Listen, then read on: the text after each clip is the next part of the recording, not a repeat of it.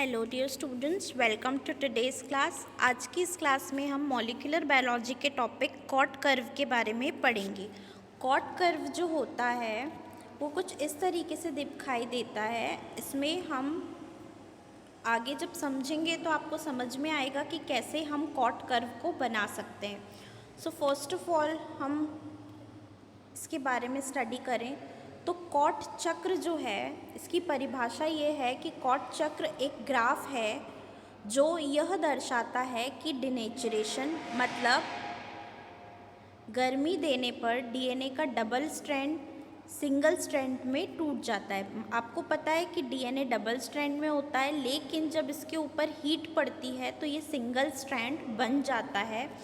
के बाद डीएनए ठंडा करने पर या उचित परिस्थिति में कैसे पुनः डबल स्ट्रैंड बनता है। मतलब डबल स्ट्रैंडेड वाला डीएनए है, दो रज्जुक वाला डीएनए है, वो सिंगल स्ट्रैंड बन गया। फिर ये जो सिंगल स्ट्रैंड वाला डीएनए है जब वापस से ठंडा होगा, कूल होगा, तो वापस से ये कैसे डबल स्ट्रैंड बनता है ये इसमें देखना है। इधर C0 की जो वैल्यू है वो डीएनए का एक प्रारंभिक सांद्रण है, T जो है वो समय को दर्शाता है, और कॉट जो है वो डीएनए सांद्रता और समय का गुणनफल दर्शाता है।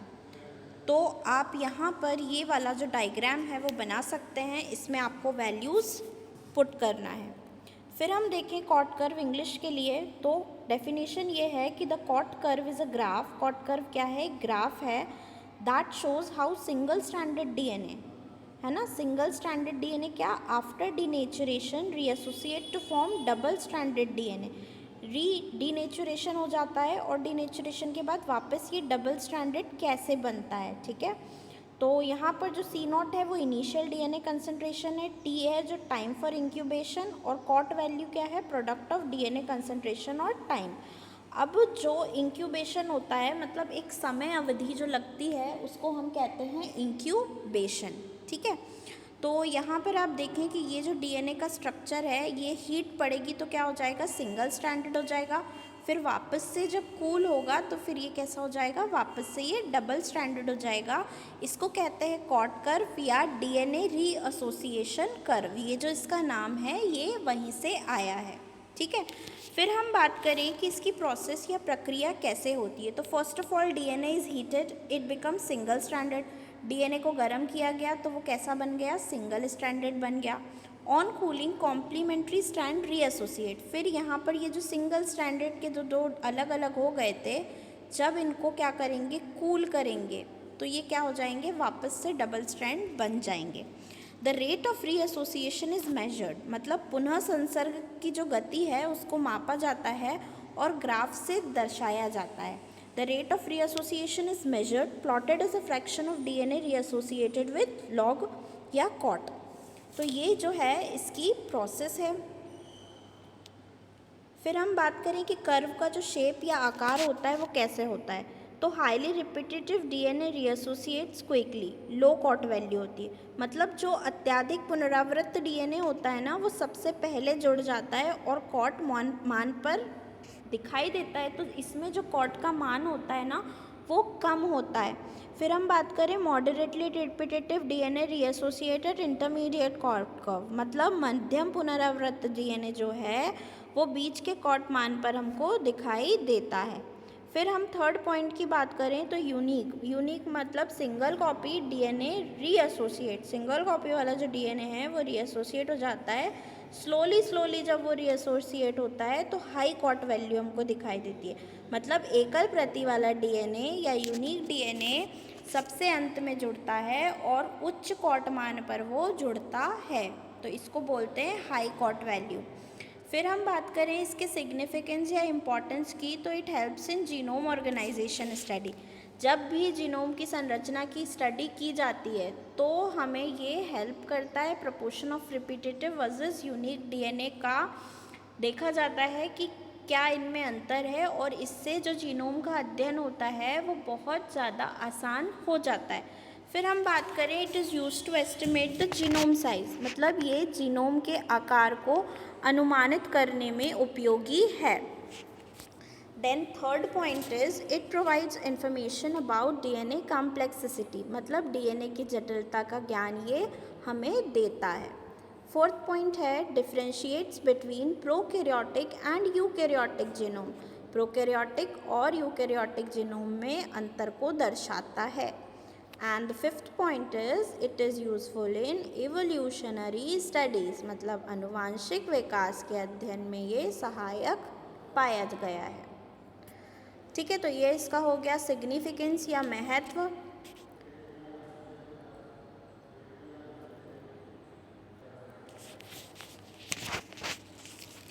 फिर हम कुछ और भी डिटेल से कॉट कर्व को समझ लेते हैं। So in English definition is written here, a cot curve is a graph that tracks the rate of DNA renaturation.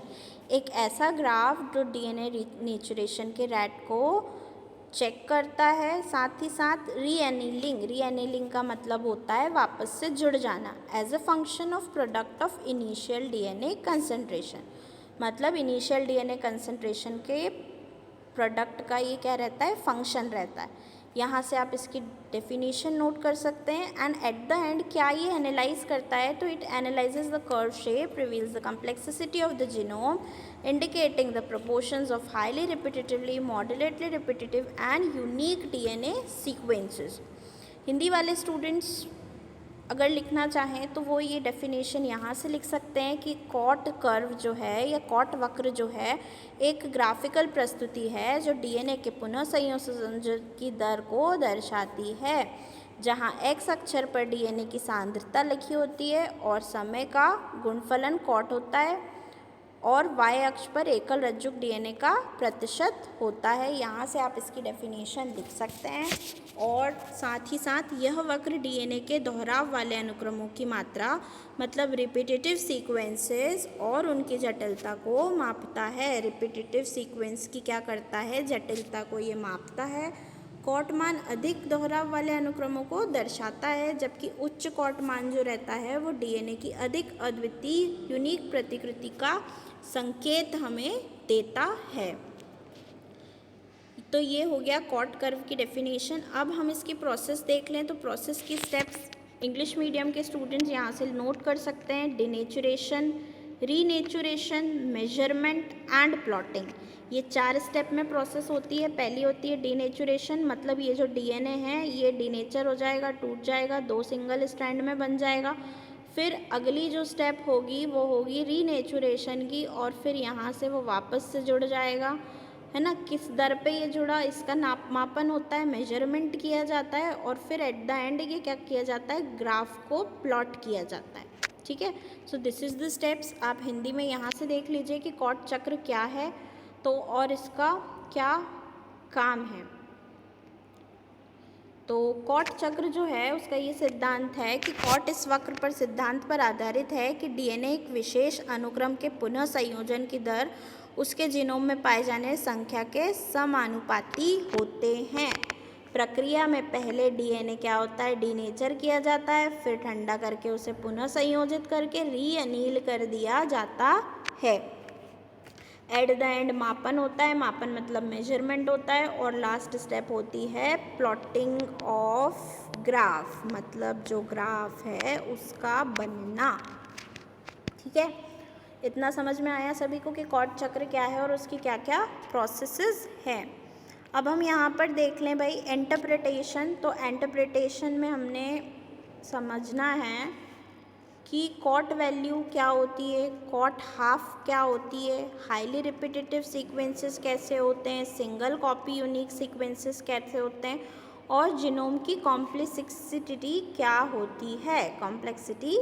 होती है, तो यहाँ पर बच्चों कॉट कर्व न्यूमेरिकल वैल्यू क्या होती है, न्यूमेरिकल वैल्यू जो कि डीएनए के कंसंट्रेशन को रिप्रेजेंट करती है मल्टीप्लाइड बाय टाइम। किससे मल्टीप्लाई करना है, टाइम के साथ इसको मल्टीप्लाई आपको करना है। किसको, कॉट वैल्यू को किसके साथ गुणित करना है, टाइम के साथ। Adjusts for buffer condition that affect reannealing, और ऐसे बफर कंडीशन के साथ एडजस्ट करना है कि फिर वो रीअनीलिंग की जो प्रोसेस है वो कर सके। देन कॉट हाफ की बात करें तो the cot value at which 50% of DNA is reannealed, एक ऐसी वैल्यू जिस पे 50% डीएनए वापस से रीअनील हो जाता है। ठीक है, फिर हम हाईली रिपीटेटिव सीक्वेंसेस की बात करें तो there are numerous and have many complementary sequence that reanneal quickly resulting in a low cot value. अब जो डीएनए के फ्रैगमेंट्स ऐसे टूट जाते हैं और वो बहुत जल्दी से, मतलब बहुत क्विक तरीके से रीअनील हो जाते हैं, तो जो कॉट की वैल्यू होती है ना, वो कैसी होती है, लो होती है ना। और जो बहुत धीरे धीरे जुड़ते हैं ना, तो कॉट की वैल्यू हाई हो जाती है।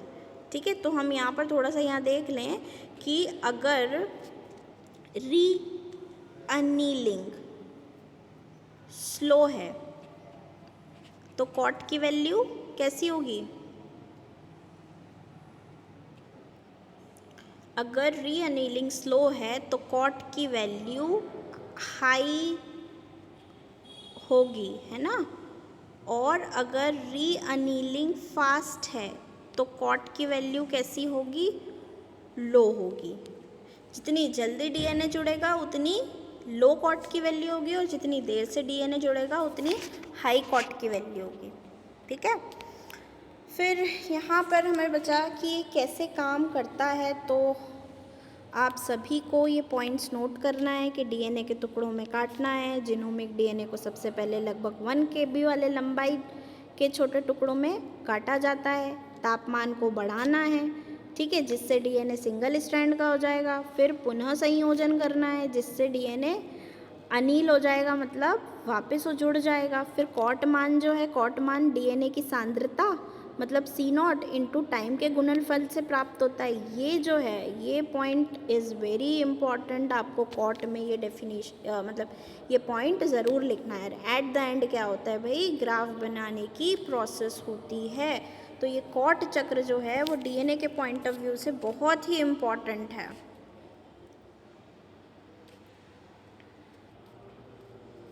फिर हम यहाँ पर इम्पॉर्टेंस समझ लें कि कॉट चक्र का क्या महत्व है। तो जीनोम की जटिलता के लिए इसका महत्व है ना। फर्स्ट पॉइंट इस जीनोम की जटिलता। फिर पुनरावृत्ति अनुक्रमों की पहचान ये कराता है, साथ ही साथ विभिन्न जीवों की तुलना करने में ये आवश्यक है। So this is all what we studied about cot. इसकी इम्पॉर्टेंस, कैसे ये काम करता है, कॉट चक्र क्या होता है, कॉट चक्र की डेफिनेशन क्या होती है ना। इंग्लिश में हमने देखा कि इंटरप्रिटेशन क्या होता है, process of cot curve and definition of cot curve, significance, curve shape, process and the definition, and what exactly the graph looks like. Okay, so thank you for watching this video.